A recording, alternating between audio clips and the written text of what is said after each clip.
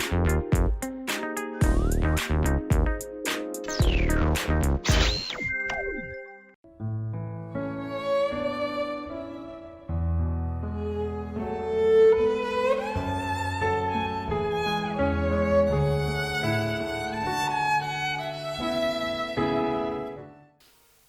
chrétien, qu'est-ce que cela implique? Qu'est-ce que cela veut dire?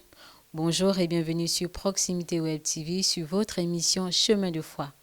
Le thème que nous aborderons aujourd'hui est mon identité en Christ. Et pour en savoir un peu plus, nous sommes en compagnie du pasteur, théologien et historien Stéphane Ayefere-Arzed. Bonjour pasteur. Bonjour Cyrielle. Merci d'avoir répondu à notre invitation. C'est moi qui vous remercie de me donner l'opportunité d'édifier plus de personnes par le canal de votre émission. Merci. Alors, mon identité en Christ, c'est quoi être chrétien et qu'est-ce que cela engage? Alors, je voudrais d'abord essayer de définir ce qu'est l'identité. On va dire que l'identité, c'est un ensemble, on va dire, de caractères attribués à notre personnalité et qui permettent à ce qu'on puisse non seulement nous identifier, nous définir, deux fois même nous nommer, et le plus important, nous insérer dans un groupe, on va dire social, que ce soit religieux, sociopolitique, bien ethnique même, et pour même parler d'une communauté. Donc, lorsqu'on dit que nous avons une identité en Christ, c'est, on va dire, un ensemble de comportements que nous manifestons, que notre personnalité manifeste, et qui permettent de révéler ou bien, on va dire, d'affirmer que nous sommes réellement chrétiens. Est-ce que cela implique que notre vie est totalement et entièrement régie par la parole de Dieu? Bien sûr, parce qu'il en va de soi. Je voudrais peut-être vous lire un texte, et c'est mieux puisque nous sommes en train de parler chrétien, voilà, du christianisme.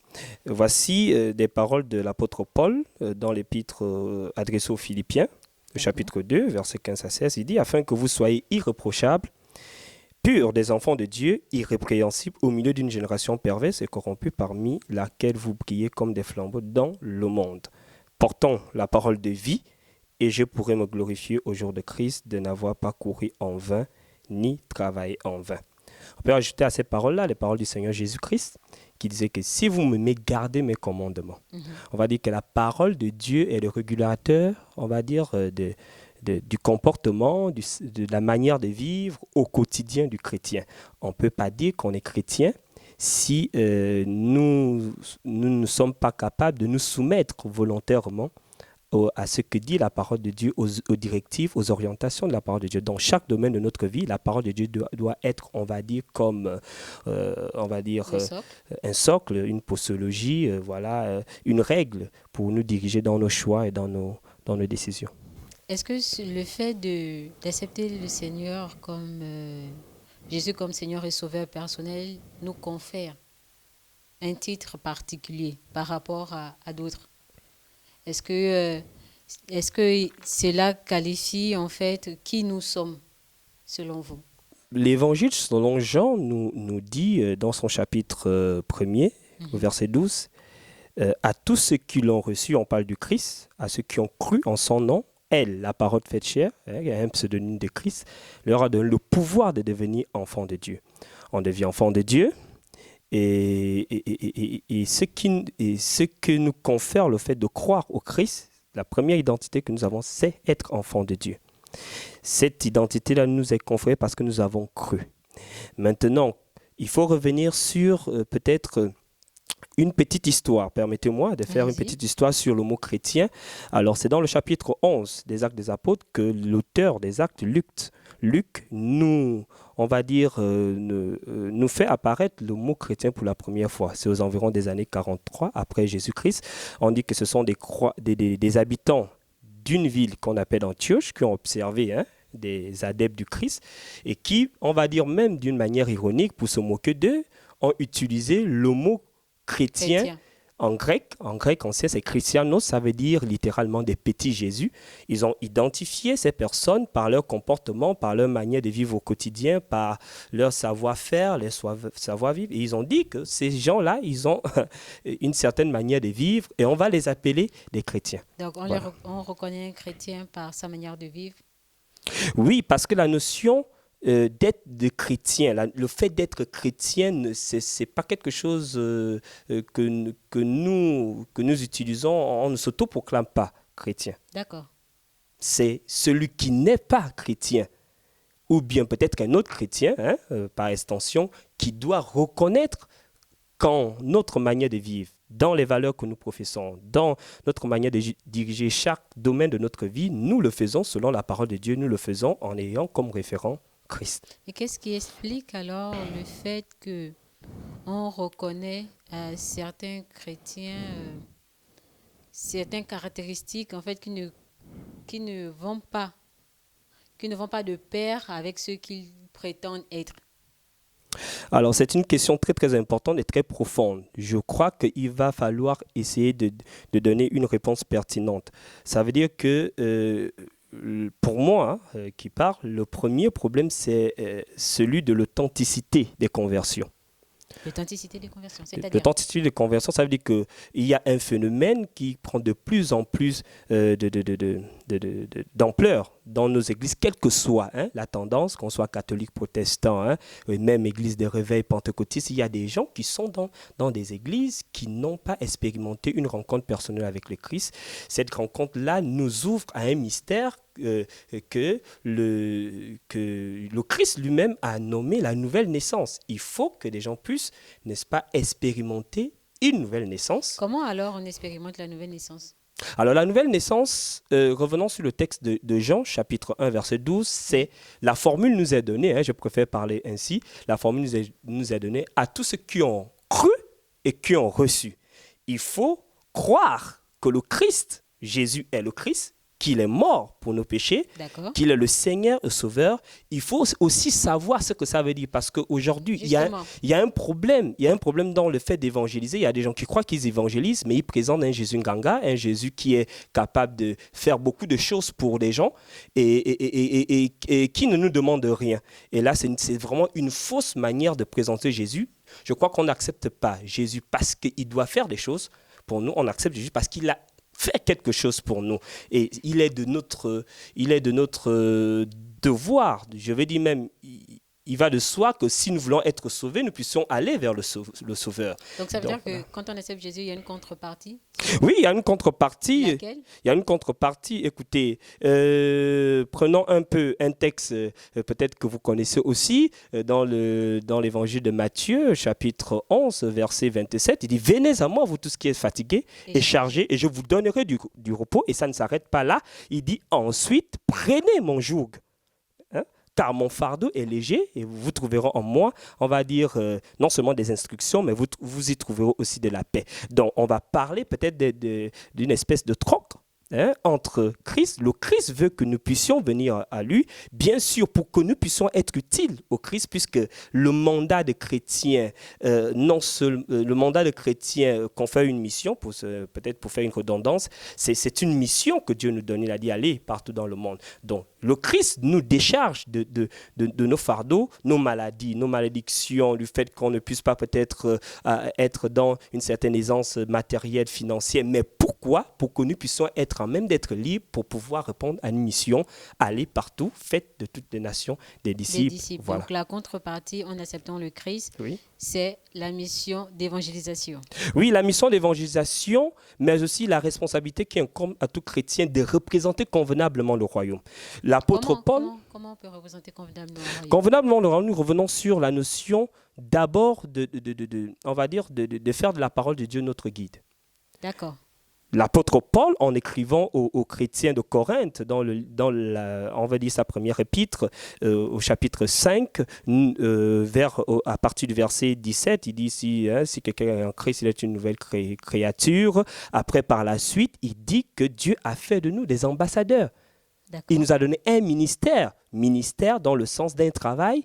L'autre ministère, c'est représenter Christ, puisque un ambassadeur représente un royaume, représente une nation qui l'a envoyé auprès d'un autre État, et il doit représenter cette nation convenablement. Donc pour moi, il y a la responsabilité de représenter le royaume par notre manière de faire, par notre manière de vivre, par des valeurs que nous professons dans notre vie, que nous valorisons aussi.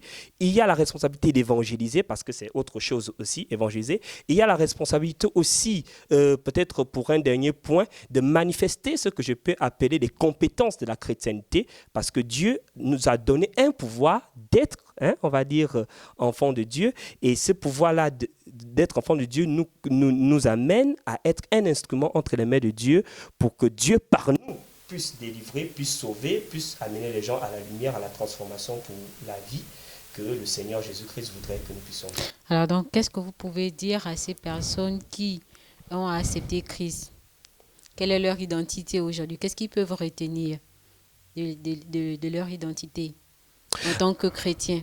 Alors, si vous avez accepté Christ, et j'espère que vous l'avez fait, vous êtes premièrement enfant de Dieu. Être enfant de Dieu, c'est Première chose à retenir. C'est un pouvoir, c'est une identité qui nous confère d'abord, on va dire que nous le sommes, qui nous confère des missions, une responsabilité de représenter le Christ dans la société, dans nos familles, au quartier, à l'école, à l'université. Nous devons faire en sorte que, comme l'apôtre Paul le dit, je vais prêter ces mots, comme si le Christ lui-même parlait par nous, comme si lui-même il exhortait par nous, comme si lui-même il vivait au milieu de ces personnes qui vont nous regarder. Nous devons représenter le royaume et nous devons apporter l'évangile. Et si nous sommes devant un cas où notre voisin, notre membre de la famille, notre connaissance est en proie à des servitudes, nous devons être à même d'y manifester le pouvoir d'un enfant de Dieu par la puissance que le Christ nous a donnée et qui est en nous par le Saint-Esprit. Donc c'est possible d'avoir la puissance du Christ en nous. Mais oui, c'est possible d'avoir la puissance du Christ en nous, une chrétienté. Ça fait partie des héritages. Oui, ça fait partie on va dire, des prérogatives du package, parce que tout de suite, la mission que le Christ confère à tout chrétien, à tout enfant de Dieu que les païens reconnaissent comme étant un Christos, un petit Jésus dont un chrétien, cette mission-là, c'est d'aller. Est-ce qu'il y a un procédé? Est-ce qu'il y a un procédé pour parvenir à cette capacité-là, justement? Oui, comme j'ai dit, premièrement, il faut avoir une conversion authentique. Il y a des gens qui viennent à l'église, qui résument leur... Qui définit que la conversion est authentique? Comment on peut savoir? Alors, prenons un texte revenons dans peut-être, je n'ai pas encore cité, l'Épître aux Romains, mais revenons un peu dans l'Épître aux Romains. La Bible dit dans le chapitre 8, et c'est un très bon chapitre, premièrement, au verset 9, que si nous n'avons pas l'Esprit de Christ, nous ne lui appartenons pas. Donc, la première chose que Dieu nous donne, lorsque nous devenons enfants de Dieu, lorsque nous naissons de nouveau, c'est sa propre personne qui vient habiter en nous. Puisque notre chair en proie a des faiblesses, a des limites, notre chair qui est déjà corrompue par la loi du péché ne peut pas manifester un certain nombre, on va dire, de compétences divines. Alors Dieu vient habiter en nous pour que nous soyons un instrument dont il peut utiliser pour faire un certain nombre de choses, pour guérir, pour transformer, pour apporter, n'est-ce pas, le salut à ceux qui sont tout autour de nous. Donc, première chose, une conversion authentique, parce qu'une conversion authentique confère réellement, on va dire, le Saint-Esprit, dont la troisième personne de la Trinité. La présence du Saint-Esprit en nous. Qui confirme que nous sommes enfants de Dieu. Revenons sur Romains chapitre 8, on dit que, au verset 16, on dit que le Saint-Esprit avec petit e, l'Esprit avec petit e rend témoignage. L'Esprit autant pour moi avec grand E, qu'est-ce que j'ai dit? Grand E rend témoignage à mon esprit avec petit e que je suis enfant de Dieu.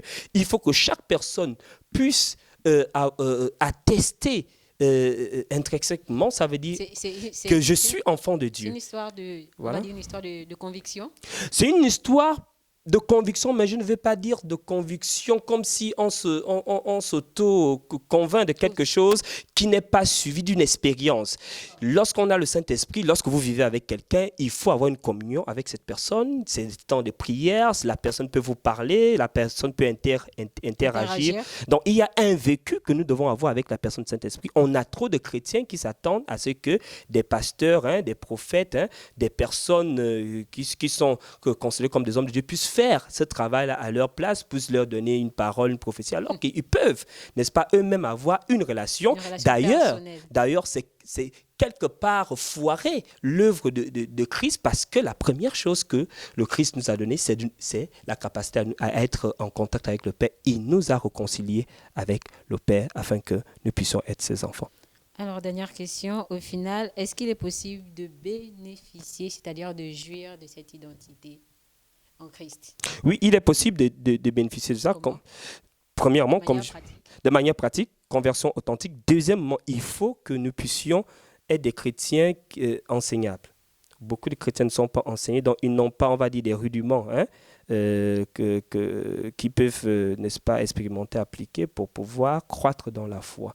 Et là, c'est de la responsabilité. La responsabilité, bien sûr, de l'Église, de ceux qui gèrent des églises. Des fois, il m'est arrivé d'aller parler avec des croyants ou bien rentrer dans des églises et qui n'ont même pas, on va dire, une réunion d'enseignement. D'abord de la doctrine, je ne parle pas des enseignements, on va dire, assez complexes qu'on peut développer pour répondre à un besoin, mais un enseignement d'abord doctrinal pour que le chrétien ou le croyant, celui qui vient d'accepter Christ, puisse avoir des rudiments, des fondements qui vont, n'est-ce pas, lui permettre de pouvoir évoluer, croître dans la foi, expérimenter la relation avec le Saint-Esprit, la puissance de Dieu et pouvoir mettre aussi en pratique la parole de Dieu et être un agent efficace du royaume de Dieu dans la société.